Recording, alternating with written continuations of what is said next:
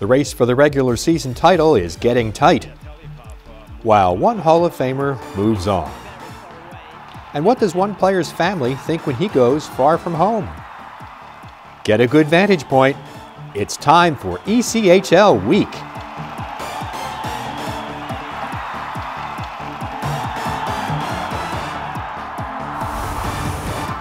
As much focus as there is this time of year on the playoff race, the competition for the Brabham Cup, awarded to the ECHL's top regular season team, is also in full swing. The Alaska Aces, who are three-time defending Brabham Cup champs and have won that trophy 4 of the last 8 seasons, are leading the way this year. One factor that could work against the Aces in their attempt to win the Brabham Cup again: they end the season with 10 games on the road. Another Western Conference team, Ontario, is second overall in the league. The Reign look to be in great position to win their 3rd straight Pacific Division title. South Carolina, the only team to have won 3 Kelly Cup championships, continues to set the pace in the Eastern Conference. However, hot on the Stingrays' heels and a serious Brabham Cup contender are the Orlando Solar Bears. Despite having their league-best 11-game winning streak stopped by Kalamazoo, the Bears remain within striking distance of the frontrunners. One other team that deserves mention at this point in the race is defending Kelly Cup champion Reading.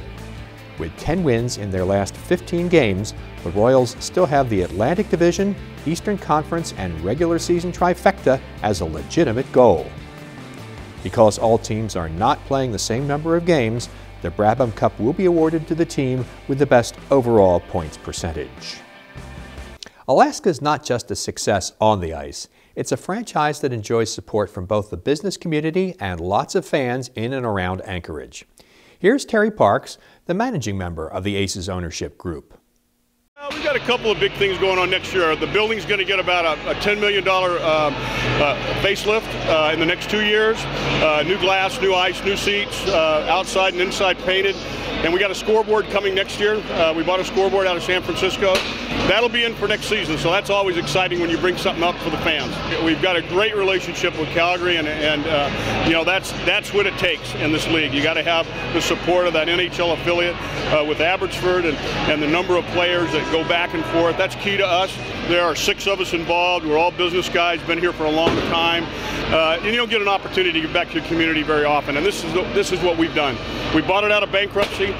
You know, in a matter of 11 years in the ECHL, this is our 11th season in the ECHL. You know, we've won 2 championships, went to the finals in another one, and then finished. Well, you can see the banners on the wall. I mean, I think it says a lot for the ownership group, who are all local. Nobody's out of state. We were all sponsors before we were owners, so we bought it out of love for the game, not so much for the money that's in it for us. One team has a new coach and a high-scoring featured game. Up next on ECHL Week.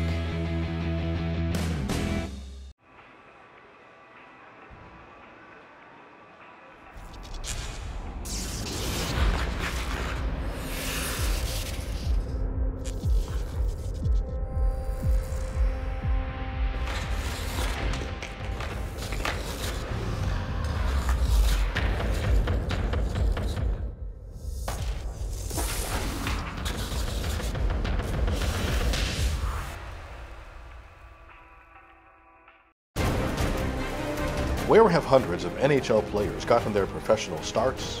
The ECHL. And where do you find out about the ECHL?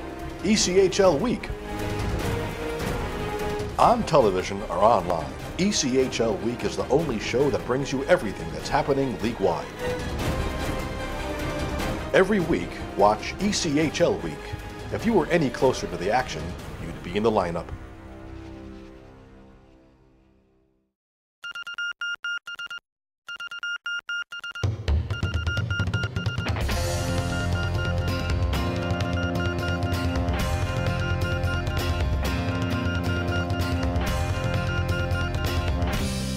I say, hey, hey, it's just an ordinary day, and it's all your state of mind. 'Cause I've got a smile on my face, and I've got 4 walls around me.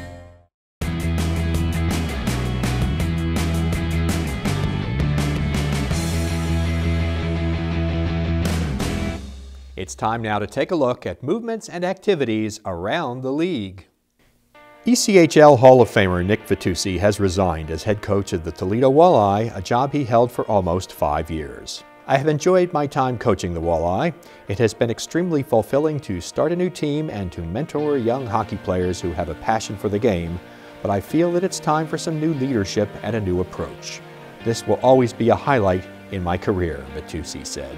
Walleye President Joe Napoli said, "Nick's decision to make this move now gives us the appropriate window to find a coaching replacement in time for recruiting and preparing for next season. I am happy to say that he will remain with the Walleye organization. His future role, which is yet to be finalized, will capitalize on his nearly 25 years of professional hockey experience." Walleye assistant Dan Watson will assume the head coaching position for the rest of the season. He has been with the Walleye since its inception. Said Watson, "Every coach who takes the lead comes in with a little different philosophy. I come from the defensive side. I want a strong defensive team that also plays fast." Idaho has traded defenseman Tyler Elbrecht to the Toledo Walleye in exchange for the ECHL rights to defenseman Russ Sienkiewicz.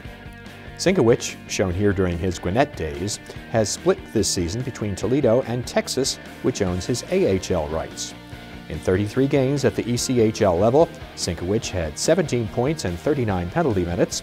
He has also appeared in 8 games with Texas, where he scored his first AHL goal earlier this season. Elbrecht is in his first pro season out of Minnesota State Mankato. He has 1 goal this season and led Idaho with 10 fighting majors in 45 games at the time of the deal. The Colorado Eagles have acquired defenseman Braden Birch from the Florida Everblades, fulfilling the future considerations portion of their trade last November, which sent goaltender Trevor Cann to Florida. Birch, who played his college hockey at Cornell, started this year in Finland before moving to Florida, where he had 5 points in 25 games with the Everblades. The Alaska Aces have acquired right wing Alex Belzile from the Gwinnett Gladiators in exchange for the rights to goaltender Mark Guggenberger. Guggenberger, who was suspended by the Aces in November after he went to play with the Allen Americans in the Central Hockey League, has joined Gwinnett and won his first 2 games with the Gladiators. He had been 5-1 in 6 ECHL games with a 2.21 goals against average and a .903 save percentage with Alaska. Last season, Guggenberger was a key member of the Aces, winning 25 games and earning all ECHL second-team honors. Belzile suited up in 3 games for Gwinnett this season while collecting 8 penalty minutes. He's been injured much of this season. He had 30 points in 40 games last season with Gwinnett as a rookie. The ECHL trade deadline is 3 p.m. Eastern Time on Thursday, March 13th. There's no drama about which teams will qualify for the playoffs in the Western Conference. They all make it. But the first round matchups, that's a different story. And of course, every team wants to get as high a seed as possible. While Las Vegas is pretty much locked into 8th, Bakersfield certainly has a chance to move higher in the standings. Let's check out a recent high-scoring tussle between the Condors and Wranglers. Here's Ian Tasso to describe the action on AmericaOneSports.com. Skelly looking for the feed. Instead, it's Armstrong. Pulls up. Centering feed. They score! The Wranglers take a 1-0 lead. Just 26 seconds in. Now up against the wall. Pulled out in a backhand and a score. Spencer Bennett. A blind backhand shot, and we've got a 1-1 game. Little centering feed back door, but poked away, and the Wranglers will have numbers. Up ice, here comes Huseman. Over the blue line, cross ice feed, shooting is there, he scores again!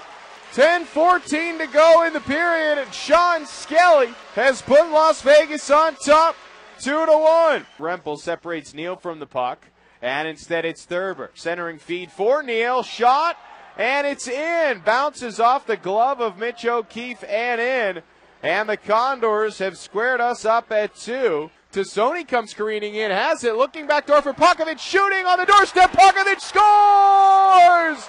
Save made by Brossois, but Jeff Pokovich stuffed it home, and the Wranglers lead 3-2. As it's rocketed the length of the ice by Las Vegas. Armstrong giving chase, and here we go up against the wall. I believe Andrew Carroll is tied up with Adam Huxley in the near side wall, as Huxley gets a nice jab and then an overhand. Over the top of Andrew Carroll, wants no part of that fight.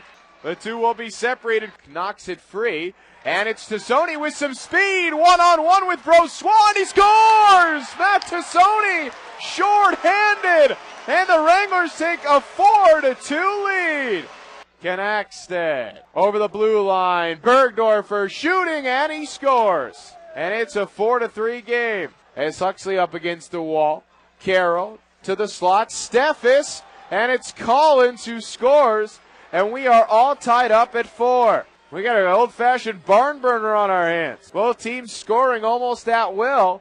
Herring pokes it free. Shaber has it. 3, 2, and 1. Power play over. Wranglers not out of the woods, though. Centering feed to the slot, and Shaber scores.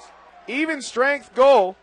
And it gives the Condors now a 5-4 lead. 2:01 to go in the game. 33 seconds of power play time here for the Wranglers. They need a goal to tie us up. Collins the first man there, and he scores. An empty netter. Condors on by a pair.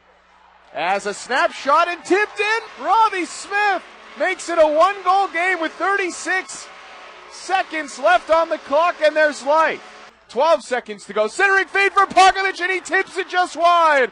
4 seconds. Centering feed in front, and Herring swings on the backhand, unable to grab it. And that's how this one will end.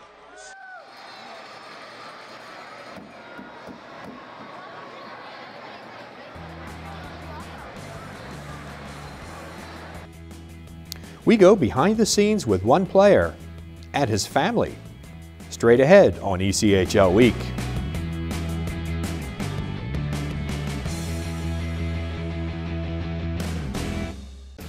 Here at the GED Pep Talk Center, we have pep talkers standing by to get you motivated for your GED diploma. Get your GED Pep Talk and find free classes at yourged.org. Are you paying too much with your current payroll company? Are you concerned about how Obamacare could affect your business? If you're interested in a better, more cost-effective solution, Einstein HR is the answer. No more stressing out about Obamacare and the new regulations. No more worrying about being in compliance. No more overpriced payroll services. Let Einstein HR get you back to the business of doing business instead of spending needless hours and frustration taking care of details that add nothing to your bottom line. We provide a first-class payroll and HR services with superior customer service. Call Einstein HR today.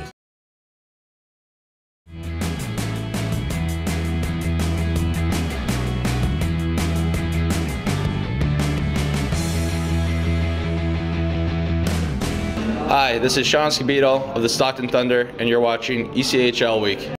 Working your way up through the minor leagues can be one of the most challenging tasks for aspiring major league players. That task is even more difficult when you're doing it 6,500 miles away from your hometown in a foreign culture. But that's what Ludwig Blomstrand of the Kalamazoo Wings is doing. Although he's currently out of the lineup with an injury, Blomstrand, a 2011 fourth-round draft choice of the Vancouver Canucks, is in the middle of his first full pro season in North America. With 14 points in his first 31 games in the ECHL, the 21-year-old is on the same developmental path that many have skated on before, although he's come from much farther away than most. Earlier this season, we had a chance to talk to him and his family to find out more about their impressions of the ECHL experience. Vancouver wanted me to come over and play, and it's a chance of my life, so I took it. What do you think about watching your brother play as a professional ice hockey player, just in general? I think it's wonderful to see him play. I want him to have fun, and that's what I see on the ice too, so yeah, it's wonderful. I assume he enjoys it as well? Does he tell you about how much he likes it? Yeah, he does. Every day on Skype, when we Skype from Sweden, so yes. How did your son get interested in ice hockey? He has always been interested in sports. He played bandy, we call it in Sweden, and ice hockey since he was 5 years old. And he's always playing something. It must have been difficult for him, maybe even more difficult for you, when he decided to come play in the United States, in the ECHL. Talk about your thoughts when he said, "Mom, I'm going to go play in the United States." Oh, I really don't want to. It's very far away, and I'm not so happy about it as a mother. But if he's glad, I must be glad. As a brother and sister, did you ever talk about him wanting to come here to play professionally? Yes, we did. Of course, I'm his big sister, so I didn't want him to move because it's very far from home. But I mean, this is his goal in life, and this is what he wants. So we were just supportive, and we wanted him to go if he wanted to go. How about in growing up, the support or encouragement that your parents and your sister gave to you? Did they give you a lot of that, or were you pretty much said you were on your own thinking, I'm going to play hockey and that's all I'm going to do? No, they're on my side all the time, my whole life. I moved to Stockholm when I was 16 years old. I moved from home, and my mom and dad was always there and took care of me, watched the games. Yeah. Do you have a memory of him, one particular memory that stands out that you really remember when he was small, when you knew that he could be a pretty good hockey player? I've never thought about it that way because it's so little chance to be a professional hockey player, so I have no idea that he could. When your son decided that he was going to play professionally in the United States, what went through your mind? What were you thinking about? I've always thought that it's his decision, and he can do what he wants to do. If he wants to play hockey here, it's okay for me.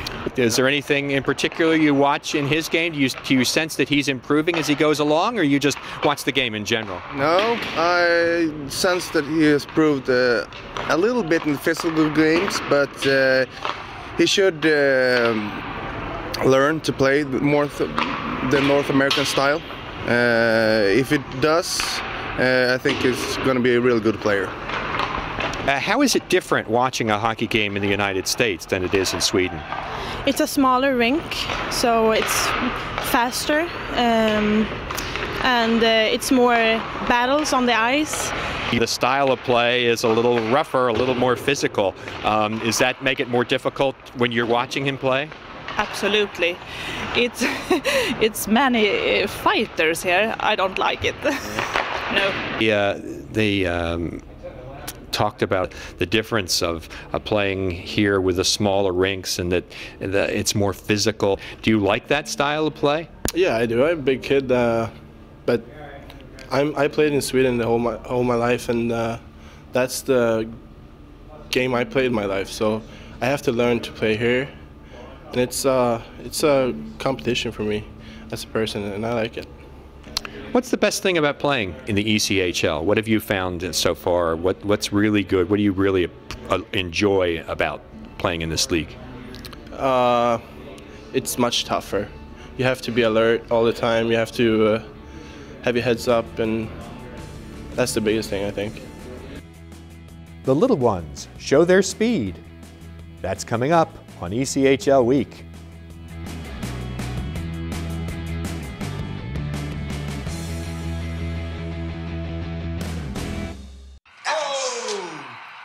Checking your fantasy league? Nah, just my 401k statement. Nice. Where'd you find the money for that? I just been saving a little every month. I can't seem to save anything. Well, what about all this? What about the money you're spending? What money? It's gone before I can get my hands on it. I got a pizza for a Todd. Hey, can somebody spot me? When it comes to financial stability, don't get left behind. It's 547. Get tools and tips for saving at feedthepig.org. Here we come, rock. Don't you hear us rock? Here we come, rock. Don't you hear us rock? Here we come, rock. Don't you hear us rock? It's game time to go rock, rock, rock. Here we come, rock. Don't you hear us rock? The Stars shine in Orlando in January of 2015 when the Solar Bears take on the ECHL All-Stars at the Amway Center, presented by Visit Orlando. Visit OrlandoSolarBearsHockey.com for more information.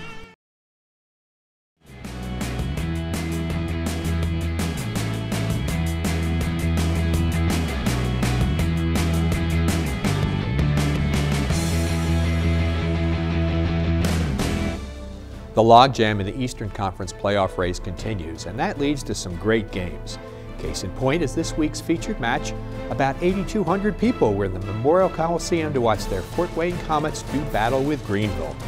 Here are Bob Chase and Robbie Irons with the call on WoWo Radio. Back was Miller. Pushed off the play. Oh, front of the net, and Marino was there. Look for a shot. Score!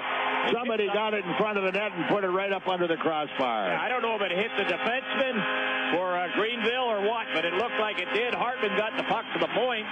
Now down in the corner, still has a piece of it, and Carter gets decked from behind on the play.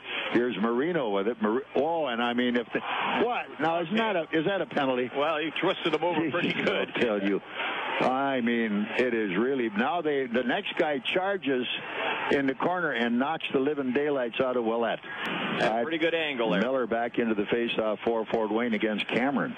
Cameron picks this one off at the point. Look out! It hit somebody in front of the net, I think our own defenseman. Yeah, about two guys that hit going in. So Miller took the draw and they lost it.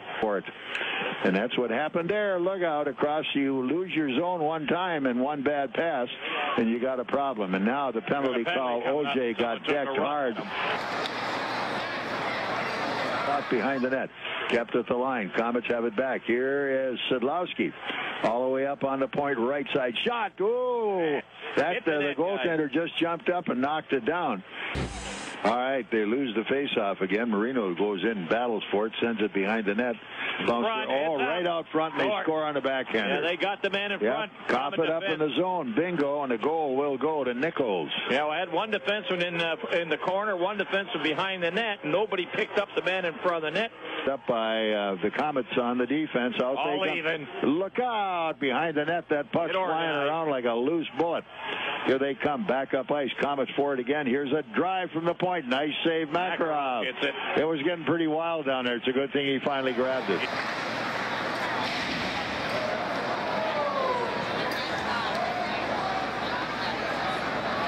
A little bang going on there, right? Score! In front. It was Sidlowski in front of the net from Miller.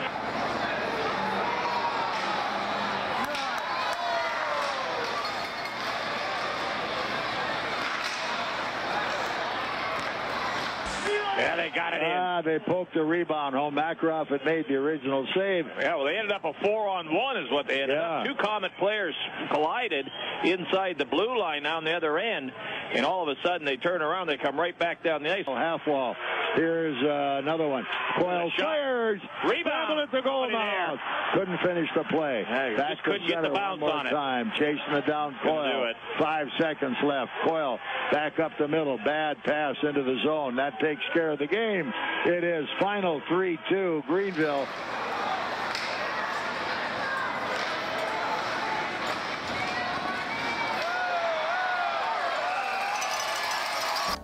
The ECHL prides itself on being a developmental league. During an intermission of a recent game in Colorado, the Eagles did their part by sponsoring their annual race for the little ones, taking this developmental aspect to the extreme. Now, with all of the excitement and action that only toddlers can exhibit, here are the two heats of this year's Diaper Derby.